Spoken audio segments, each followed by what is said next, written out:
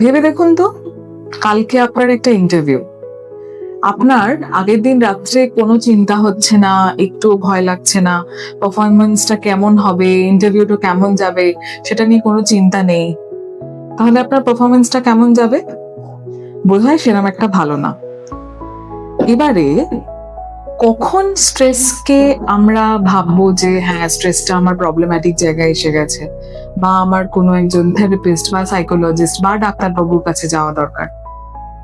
যখন স্ট্রেসটা খানিকটা ক্রনিক, মানে আপনাকে বেশ ভাবাচ্ছে, আপনার মধ্যে এমন কিছু সিমটমস দেখা দিচ্ছে, সেটা ফিজিক্যাল হতে পারে, ইমোশনাল হতে পারে, বিহেভিয়ারাল হতে পারে, যেটা কিন্তু আপনার জীবনের অনেকটা জায়গা, বা বলতে পারেন জীবনের বিভিন্ন যে ক্ষেত্রগুলো বা অ্যাঙ্গেলগুলো আছে সেগুলোতে বেশ ইন্টারফিয়ার করছে।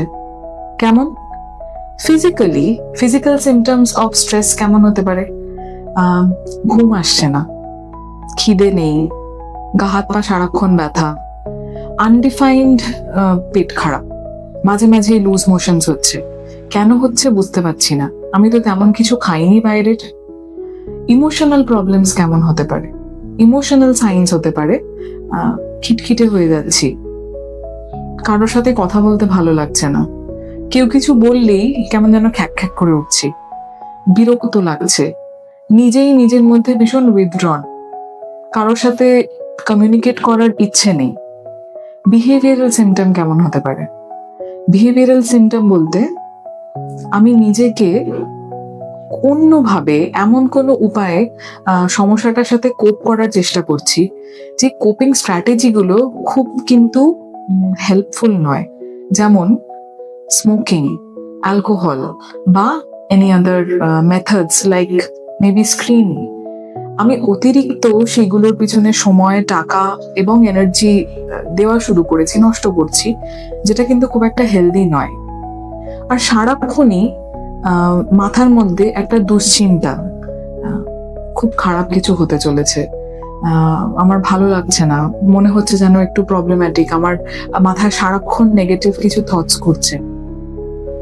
এই যে কনস্ট্যান্ট একটা ওয়াউন্ড আপ, একটা ইরিটেবল, একটা ভীষণ অ্যাংশাস স্টেটে আমি আছি, এইটা কিন্তু একটা হাই কর্টিজলের, বা আমার হাই কর্টিজল লেভেল, আমার বডিতে যে কর্টিজল প্রোডাকশন বেশি হচ্ছে, সেই কারণে এটা কিন্তু একটা প্রবলেম্যাটিক জায়গায়, যেটা লং টার্ম হলে heart related diseases, vascular problems, in the long run একটা বার্ন আউটও হতে পারে।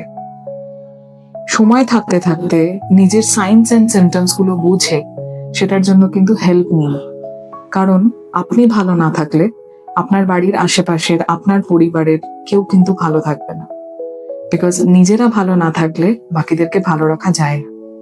Thank you.